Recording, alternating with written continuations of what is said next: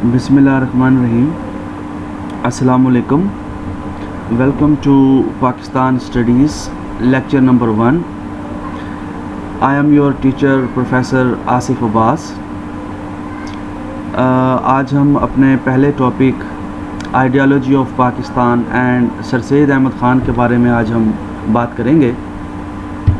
तो स्टार्ट करते हैं आज का लेक्चर नंबर 1। तो सबसे पहले जो हमारा कोर्स आउटलाइन है उसके ऊपर हम बात करेंगे। सबसे पहले introduction and objectives. The course has been designed as a compulsory subject for the students for bachelors degree, general और professional. The course is of 2 credit hours carrying 100 marks. The teaching work is comprised of 3 dimensions. First, historical perspective. 2, government and politics. 3, contemporary Pakistan. The course framework is issue oriented. It has many dimensions: the historical and ideological background of Pakistan, the process of governance and national development, as well as the issues arising in the modern age and posing challenges to Pakistan.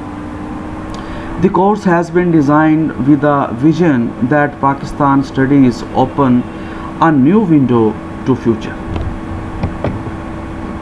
Course outline को अब हम ज़रा detail में ज़रा देखते हैं कि पहला जो पॉइंट है हमारा हिस्टोरिकल पर्सपेक्टिव। इसमें सारा जो हमारा हिस्टोरिकल मटेरियल है उसके बारे में हम डिस्कस करेंगे। पहला जो इसका ए पोर्शन है, ideological rational with special reference to ideology of Pakistan and sir Syed Ahmad Khan, Allama Iqbal and Quaid Azam Muhammad Ali Jinnah. जो इसका बी पोर्शन है उसमें factors leading to Muslim separatism, C, people and land. इसके अंदर हमारे पास 3 सब टॉपिक्स हैं: Indus civilisation, Muslim advent in sub continent, location and geophysical features of Pakistan. Government and politics in Pakistan, A portion 1947 to 48, B portion 1948 to 71, C portion 1971 to 77, D portion 1977 to 88, 1988 to 99, F 1999 to onward. Contemporary Pakistan, A portion economic institutions and issues, society and social structure, ethnicity, D portion foreign policy of Pakistan and challenges, E portion futuristic outlook of Pakistan. अब हम देखेंगे एक ideology of Pakistan and sir Syed Ahmad Khan. इसके अंदर जो सबसे पहले हम डिस्कस करेंगे वो है हिस्टोरिकल बैकग्राउंड ऑफ सब कॉन्टिनेंट, दी आर्यंस। 5000 ईयर्स अगो एक नेशन ने सब कॉन्टिनेंट के ऊपर हमला किया जिसको हम आर्यंस कहते हैं। इनका जो ओरिजिनल होमलैंड था वो सेंट्रल एशिया था। ये सेंट्रल एशिया से इन्होंने सब कॉन्टिनेंट के ऊपर हमला किया और यहाँ के जो नेटिव्स थे उनको अपना स्लेव बना लिया और यहाँ पर अपनी हुकूमत इन्होंने इस्टेब्लिश कर ली। अब हम देखेंगे कि जो आर्यंस ने यहाँ पर हमला किया उसके इम्पैक्ट्स क्या हुए। सबसे पहले हम देखेंगे कि जो आर्यंस थे उनका रिलीजियस बिलीफ्स क्या था। उनका जो रिलीजियस बिलीफ था कि वो जो है आइडल्स की वर्शिप करते थे, इसी तरह से डिफरेंट चीज़ों की वो जो है वर्शिप करते थे। हम कह सकते हैं कि हिंदुइज़म का जो स्टार्ट है वो आर्यंस ने किया। फिर इसी तरह से कास्ट एंड क्रीड सिस्टम है। जब आर्यंस ने यहाँ पर हमला किया तो सब कॉन्टिनेंट के अंदर इन्होंने 4 जो है कास्ट जो है इन्होंने इस्टेब्लिश की। पहली जो कास्ट थी वो ब्राह्मण थी, दूसरी जो थी वो खश्तरी थी, तीसरी कास्ट जो थी वो वैश्य थी और चौथी शूदर थी। जो शूदर थे वो नेटिव इंडियंस थे, वो मुकामी लोग थे। अब ज़रा हम इनकी ड्यूटीज़ देखते हैं, इनका सोशल स्ट्रक्चर देखते हैं कि क्या था। जो ब्राह्मण्स थे ये रिलीजियस ड्यूटीज़ परफॉर्म करते थे रिलेटेड टू टेम्पल। आर्यंस के अंदर जो नोबल थे, जो सरदार थे, वो जो है ब्राह्मण्स बन गए थे। फिर इसके बाद आर्यंस के अंदर जो मिलिट्री कमांडर्स थे वो खस्त्री बन गए। खस्त्री की जो ड्यूटी थी वो क्या थी? पहले जो ड्यूटी थी वो डिफेंस यानी दिफा। दूसरी क्या ड्यूटी थी? उनकी दूसरी ड्यूटी थी एडमिनिस्ट्रेशन यानी मुल्क का निज़ाम संभालना। तीसरी जो कास्ट थी, वेश थी, ये एग्रीकल्चर और आर्टिजन्स थे। जो फोर्थ थी वो शूदर थी। शूदर जो थी वो सबसे लोएस्ट कास्ट थी, जिनका काम सिर्फ़ और सिर्फ जो है सफाई करना होता था और उनको कोई बेसिक ह्यूमन राइट्स हासिल नहीं थे। अब ज़रा हम स्टेटस ऑफ वुमन की बात कर लें। क्या हिस्टोरिकल बैकग्राउंड ऑफ सब कॉन्टिनेंट के अंदर जो वुमन है उसको कोई बेसिक राइट्स नहीं थे। जो भी ह्यूमन बेसिक राइट्स होते हैं उनमें सबसे पहला जो बेसिक राइट है वो एजुकेशन है। ख़ातून को कोई तालीम का हक़ हासिल नहीं था, उसको जायदाद में कोई हिस्सा नहीं दिया जाता था। कम उम्र के अंदर जो है उसकी शादी कर दी जाती थी। 9 साल, 10 साल, 11 साल की उम्र में उसको सेल आउट कर दिया जाता था। और अगर किसी बीवी का शोहर फोत हो जाता था तो उसको फोर्स किया जाता था कि वो एक कस्टम जो उनकी ट्रेडिशन थी सती, उसको परफॉर्म करे।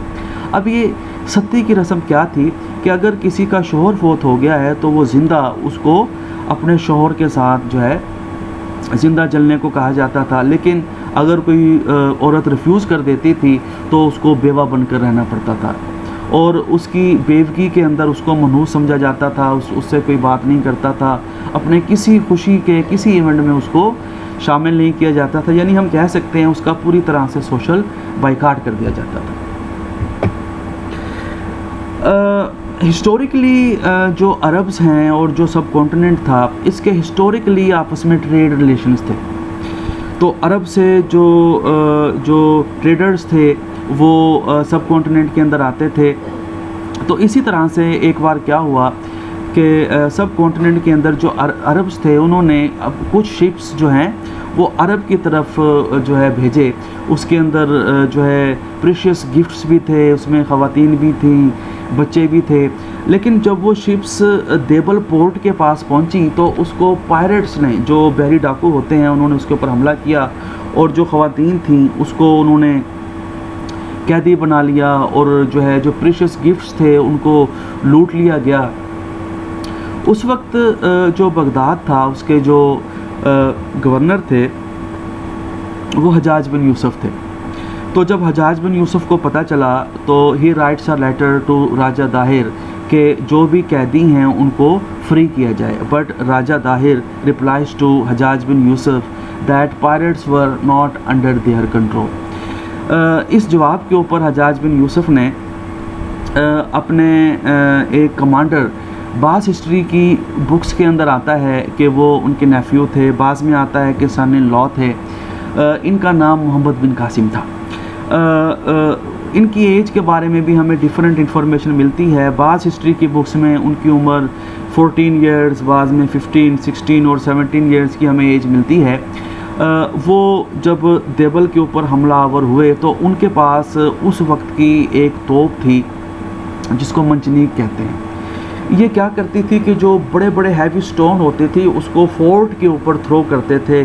किले के ऊपर जो है वो बड़े बड़े पत्थर फेंके जाते थे ताकि जो फोर्ट है उसकी जो वाल है उसको डिस्ट्रॉय किया जा सके। तो मोहम्मद बिन कासिम ने जब देबल के ऊपर अटैक किया तो राजा दाहिर और मोहम्मद बिन कासिम की आपस में फ़ाइट हुई और उसमें राजा दाहिर को जब शिकस्त होने लगी तो उसने वहाँ से भागना शुरू किया और उसके बाद मोहम्मद बिन कासिम ने राजा दाहिर का पीछा करना शुरू किया। रास्ते में जितने इलाके आते गए मोहम्मद बिन कासिम वो इलाके फ़तह करते गए और जो हिंदू सिपाही उनके कैदी बनते थे मोहम्मद बिन कासिम उनके साथ बड़ा अच्छा सलूक करते थे। इवन के जो वुंडेड सोल्जर्स होते थे उनकी भी जो है मरहम पट्टी की जाती थी, उनके साथ बड़ा अच्छा सलूक किया जाता था क्योंकि इस्लाम ने यही सबक दिया था कि जो कैदी हैं, जो दुश्मन हैं, उनके साथ भी अच्छा सलूक किया जाए। तो इसी तरह मोहम्मद बिन कासिम राजा दाहिर का पीछा करते हुए कश्मीर की सरहद तक पहुँचे। वहाँ पर राजा दाहिर और मोहम्मद बिन कासिम की आपस में फ़ाइट हुई जिसमें राजा दाहिर को मोहम्मद बिन कासिम ने कत्ल कर दिया और इस तरह से सिंध के अंदर मोहम्मद बिन कासिम ने 1712 के अंदर फर्स्ट मुस्लिम स्टेट इस्टेब्लिश की और इस तरह सिंध के अंदर जो है इस्लाम आ गया। जब मोहम्मद बिन कासिम यहाँ पर आए तो यहाँ पर बहुत ज़्यादा चेंज आया। यहाँ पर पॉलिटिकल सिस्टम चेंज हो गया, यानी राजा की जगह खलीफा आ गया।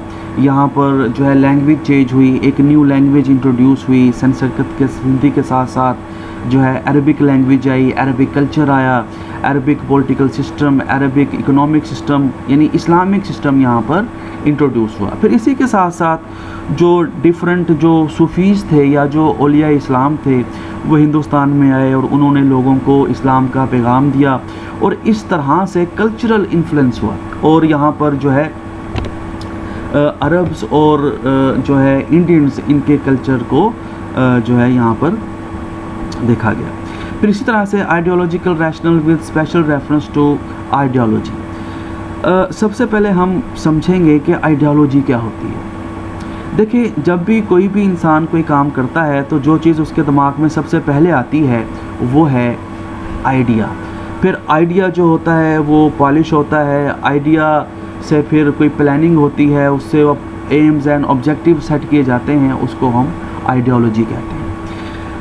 अब हम ज़रा मज़ीद देखते हैं आइडियोलॉजी को। The social, political and religious program of a movement that becomes a collective objective of a nation is called ideology.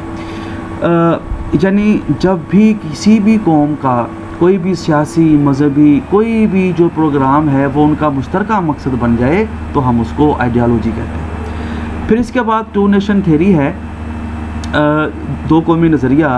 The Muslims were a separate nation in every respect because their civilization, culture, language, religion and way of life are different from Hindus, called two nation theory।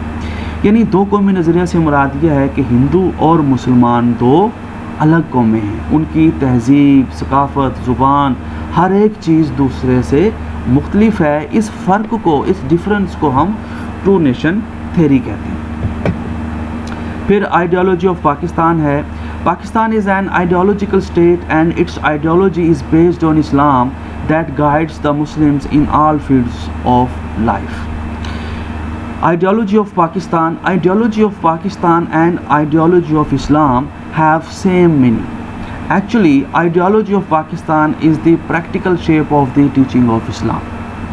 यानी जो ideology of Pakistan है इसकी बुनियाद ideology of Islam है। यानी अगर हम कहें कि दरअसल नज़रिया पाकिस्तान जो है वो तालीमात इस्लाम या इस्लाम हमें जो जो तालीम देता है वो उसका एक प्रैक्टिकल शेप है, प्रैक्टिकल शक्ल। अब हम Sir Syed Ahmad Khan and ideology of Pakistan के ऊपर बात करेंगे। सबसे पहले थोड़ा सा जो है सर सैयद अहमद ख़ान का तारुफ जो है कराना चाहेंगे। Sir Syed Ahmad Khan has been called the greatest Muslim reformer in sub continent. The war of 1857 shocked him. Sir Syed Ahmad Khan was an eminent Muslim writer and thinker. Sir Syed was anxious that relations with the British should improve. Sir Syed wanted the British to appreciate the Muslims and to respect their culture and beliefs.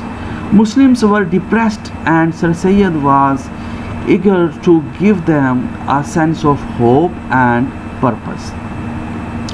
Sir Syed Ahmad Khan वो एक अजीम हस्ती हैं जिन्होंने 1857 की जो war of independence है उसके बाद जब मुसलमान डिक्लाइन का शिकार हो गए थे, उस वक्त सर सैयद अहमद ख़ान ने कोशिश की कि ब्रिटिश के साथ मुसलमानों के जो रिलेशन है उनको बेहतर किया जाए और इसी तरह से मुसलमान अपनी सकाफ़त और अपने बिलीव्स के साथ जो है बेहतर तौर के ऊपर सब कॉन्टिनेंट के अंदर अपनी ज़िंदगी गुजार सकते हैं।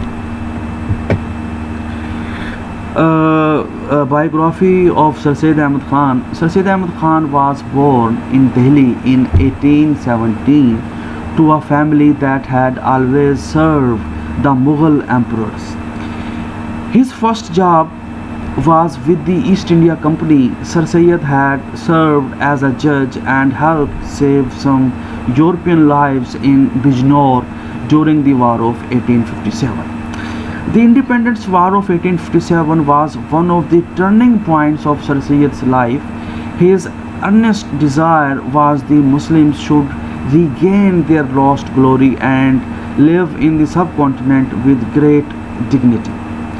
By the British in 1876, he was known as Sir Syed Ahmad Khan.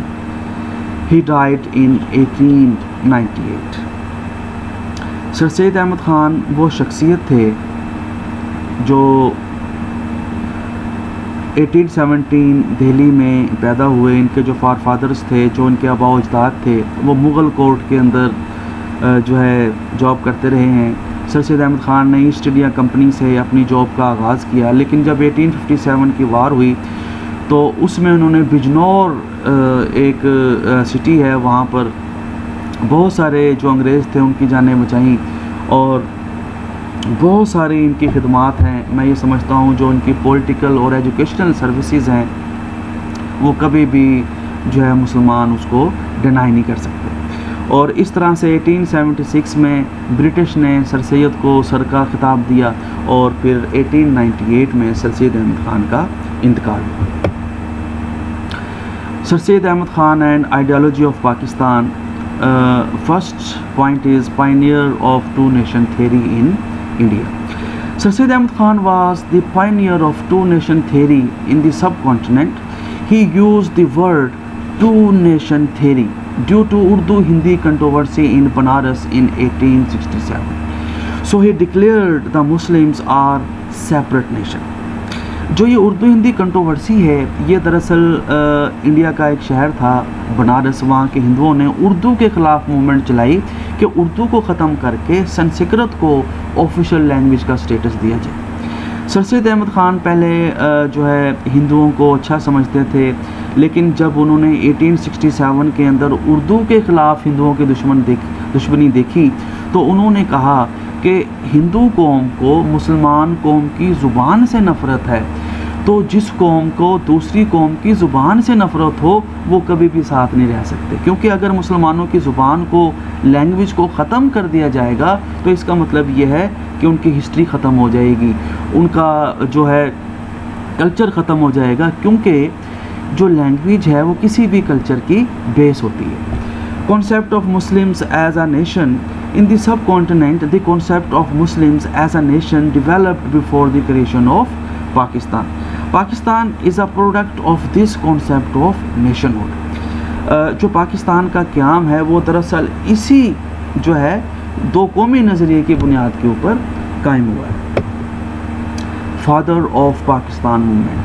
Sir Syed services for the Muslims nation of the subcontinent are considered as first brick laid in the foundation of Pakistan.